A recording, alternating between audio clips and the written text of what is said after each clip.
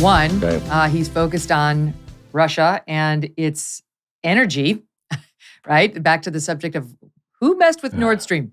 Who Right. cares about Russia's energy income? Who told us Russia would be totally devastated by the sanctions that we in Europe imposed, but Russia hasn't been? Here's just a little bit of Biden on Russia and energy. He thought he could weaponize energy to crack your resolve, Europe's resolve. Instead, we're working together to end Europe's dependence on Russian fossil fuels. How exactly? Who weaponized energy? I mean, I think we were the ones that weaponized energy first.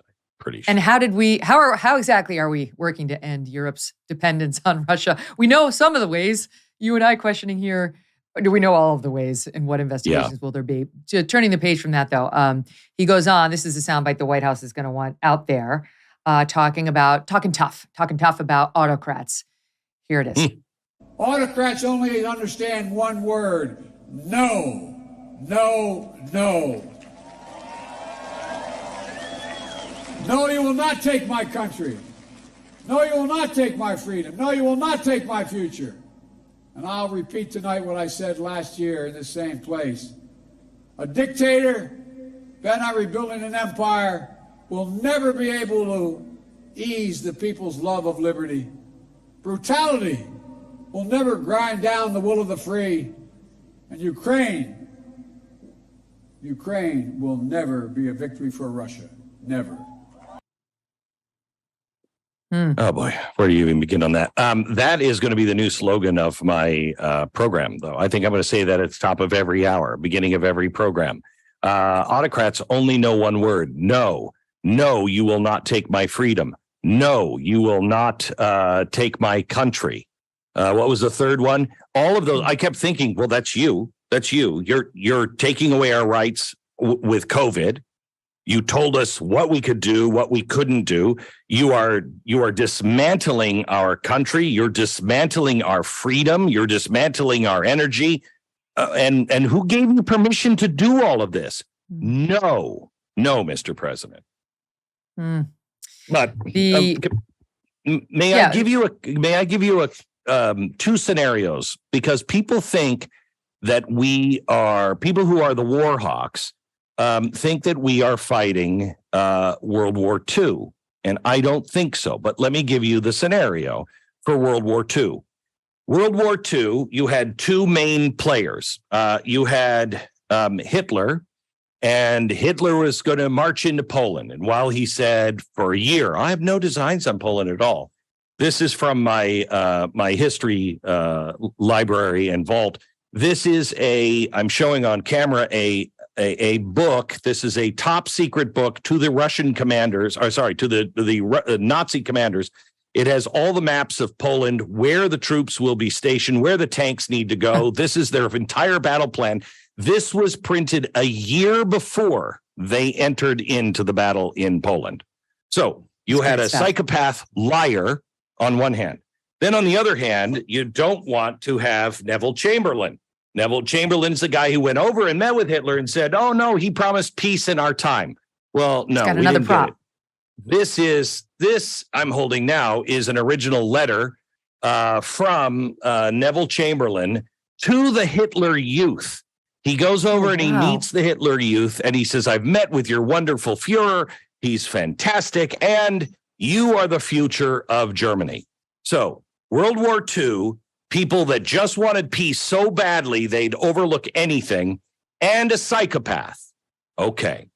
People think that he's a psychopath and he'll use Ukraine to pummel the West. Maybe, maybe not. But we don't have a Churchill that is terrifying to a Hitler who will actually stand up to him. We have paper tigers all over. Now, instead of World War II, let's look at World War I. World War I, most people don't know, the political elite in the Fabian Socialist Society, they're very much the progressives of today and the New World Order utopians. It was George Bernard Shaw, the political elite. It was Orwell. And they looked at Europe and said, we have to reset Europe. we can take out. We're scientific. We're modern minded now. We got to get rid of some of these old empires. And so they were looking for some reason to go to war. And when they had the excuse, they were all in. And they were excited about it because they thought they could reset everything and right all of the wrongs, and it would be super, and it would be a quick war.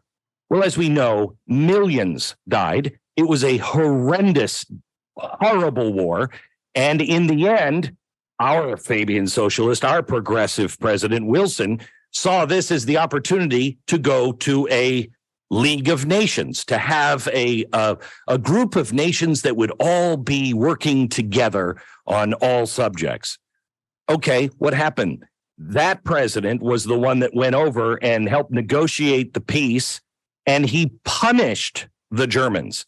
Punitive punishments that were beyond anything of reason.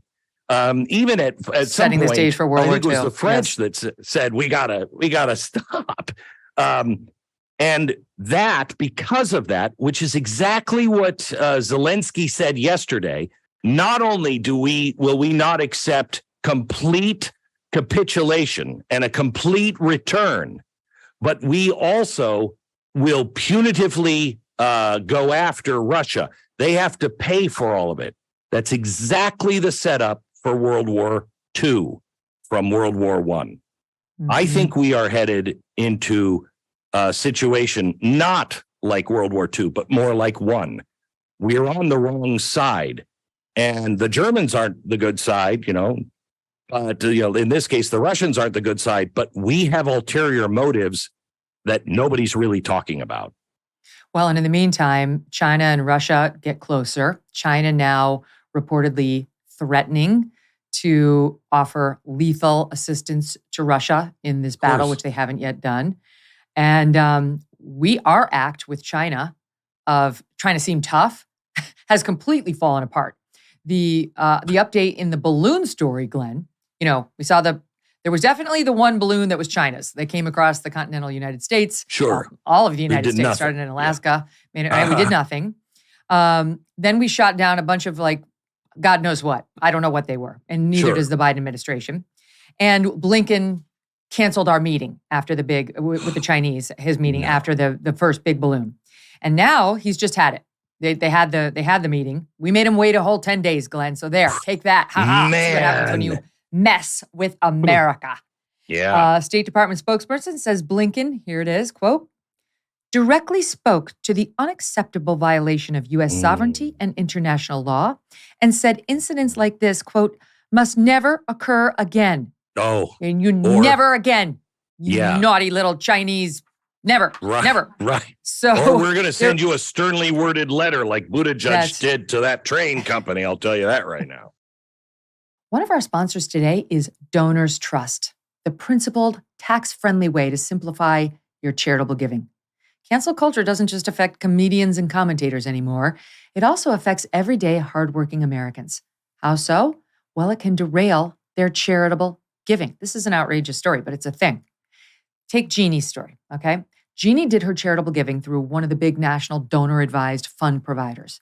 That is, until, without a clear reason, it refused to send her charitable dollars to a conservative nonprofit. Jeannie was unhappy. She writes in, I'm a conservative. I believe America's great despite her imperfections and that capitalism brings great good to society rather than government. Earlier this year, I requested another gift from my donor-advised fund, and it was rejected. Jeannie wanted a donor-advised fund that shares her conservative principles, and she found it in Donors Trust, the oldest and largest donor-advised fund committed to limited government. Do you want a principled partner helping you support the causes close to your heart? If so, consider opening a donor-advised fund with Donors Trust. For more info on how Donors Trust can help, go to DonorsTrust, DONORS, trust.org/MK, and you will get a free copy of their donor prospectus. Check it out, DonorsTrust.org/MK. Hey, thanks so much for watching. If you like what you just saw, hit the subscribe button for more clips and full episodes.